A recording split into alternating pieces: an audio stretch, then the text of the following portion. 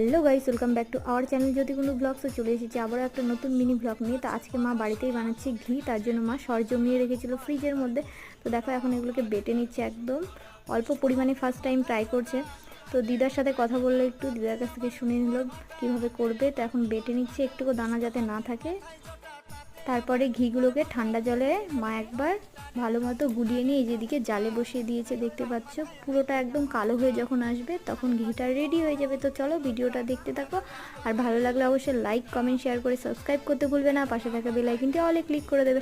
তো তোমরাও বাড়িতে এভাবে ট্রাই করতে পারো।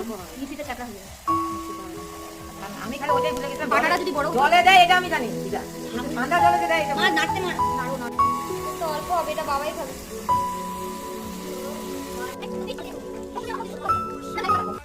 এই দেখো পুরোটা একদম কালো হয়ে গেছে আর ঘিটা এখন রেডি। তো এখন মা নামিয়ে ঠান্ডা করতে রেখে দেবে। টাটা, কেমন লাগলো অবশ্যই কমেন্ট করে জানিও।